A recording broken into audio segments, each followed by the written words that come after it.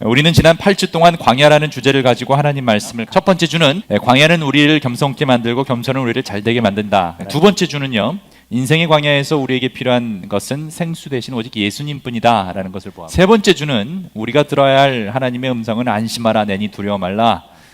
네 번째는 우리가 새로운 노래를 부를 수 있는 이유는 우리를 포기하지 않는 하나님 때문이다. 그 다음 주는 하나님과 함께하는 광야에서는 고통이 변하여 기쁨의 춤이 된다. 그리고 그 다음 주는요, 하나님께 가까이 있어야 인생의 전체 그림을 볼 수 있다라는, 일곱 번째 주일에서는 주님의 집은 누구나 환영받는 곳이다. 오늘은 그런 훈련을 받은 사람들이 부활이라는 확신을 갖게 되면 어떤 어메이징한 라이프를 살 수 있는지에 대해서 같이 말씀을 보도록 하겠습니다. 여러분, 언제 마지막으로 두려움에 휩싸여서 문을 닫고 뒤에 숨은 그런 경험이 있으십니까? 두려움이 우리에게 끼치는 영향이 있는데 그것은 우리를 항상 숨게 만든다라는 것입니다. 오늘 설교는 그 어떤 두려움이든 위험하기 때문에 모든 문을 잠그고 숨어 있는 분들을 위한 말씀입니다. 특히 지금 이 코로나 바이러스 때문에 혹시라도 두려움에 떨고 있는 분들이 계시다면, 또 그 외에 다른 경제적인 이유로 두려움에 있는 분들이 계시다면 오늘 하나님 말씀 듣고 변화 받으시길 바랍니다. 오늘 본문 말씀에는요, 우리보다 겁이 더 많았던 사람들 이야기가 나옵니다. 그렇게 겁이 많았던 제자들이 한순간 문을 걷어차고 세상에 나와 그렇게 두려워하던 유대인들을 향해, 사상 사람들을 향해 예수 그리스도를 전했다라는 그 사건,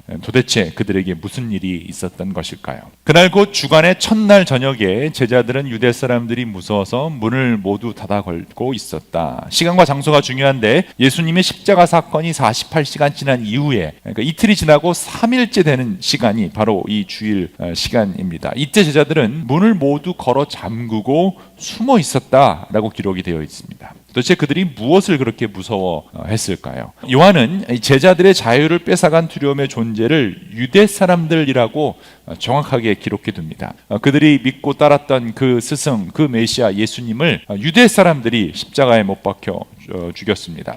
베드로의 이야기를 들어보면 자신의 얼굴을 알아보는 사람들 때문에 무서웠다라고 합니다. 예수의 무덤이 열려 있고 시신이 없어졌다라는 소문이 돌기 시작했습니다. 그 무덤을 지키고 있었던 총독의 로마 군병들은 제자들이 와서 훔쳐갔다라고 소문을 내었답니다. 그러니 로마 군인을 공격한 제자들의 목에 현상금이 걸려 있을 수 있죠. 그리고 이런 현상금에 가장 목말라 있는 사람들은 유대인들이니 당연히 유대인들이 무서울 수밖에 없습니다. 제자들은 당연히 문을 잠그고 집안에 숨어 있어야 합니다. 그런데 바로 이때 꽁꽁 잠근 문에 상관없이 제자들 사이로 들어오시는 분이 바로 예수 그리스도셨습니다. 그때 예수께서 와서 그들 가운데로 들어서셔서 너희에게 평화가 있기를 하고 인사말을 하십니다.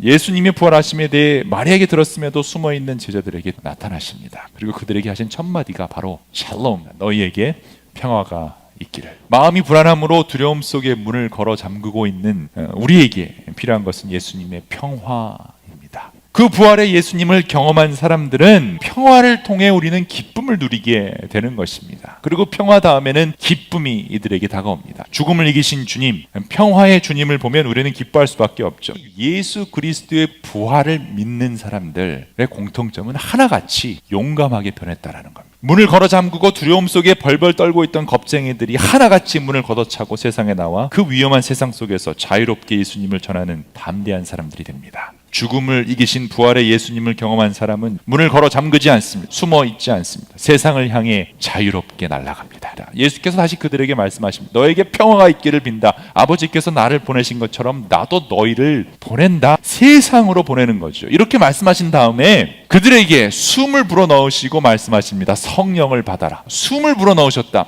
창세기 2장 7절에 여호와 하나님이 땅의 흙으로 사람을 지으시고 생기를 그 코에 불어넣으시니, 하나님이 사람을 만드시고 숨을 불어넣으셔서 사람이 생명이 되었다라는 것은 생명의 출발, 탄생을 의미하죠. 그들에게 그래서 숨을 불어넣으시고 성령을 받아라 라고 말씀하신 겁니다.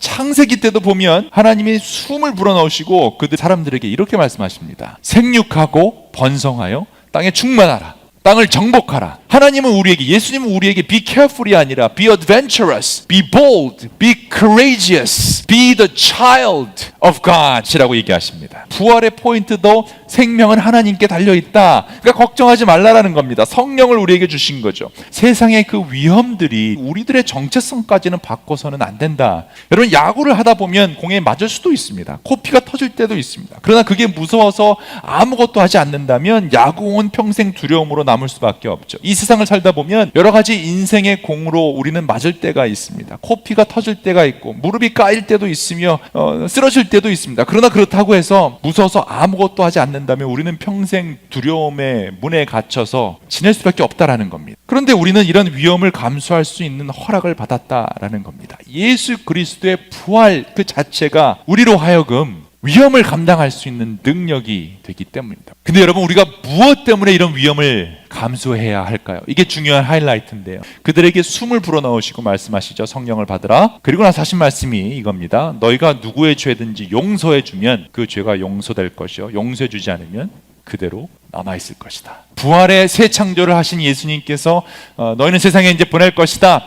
세상이 위험하지만 내가 성령을 부어넣을 테니 걱정하지 마라. 근데 무슨 사역을 하기 위해 그 일을 감당해야 되느냐? 용서라는 거예요. 용서. 예수님이 이 땅에 오신 이유도 바로, 예수님이 십자가에 달리신 이유도 용서의 사역 때문입니다. 그리고 예수님이 부활하신 이유도 바로 우리를 용서하시기 위함이죠. 또 사람들 사이에서도 서로 화해하고 용서를 주고받는 일을 위해 우리는 기꺼이 위험을 감수해야 한다라는 것입니다. 우리는 오늘 예수님의 핏자국이 남아있는 무덤에 서 있습니다. 살다 보면 코가 깨지기도 하고 팔이 부러지기도 할 것이며 예상치 못한 사건 사고로 우리도 피를 흘릴 날이 올 것입니다. 예수님과 함께라면 지금 이 삶에서의 죽음은 두렵지 않습니다. 예수님처럼 우리도 그 죽음을 이길 것이기 때문입니다.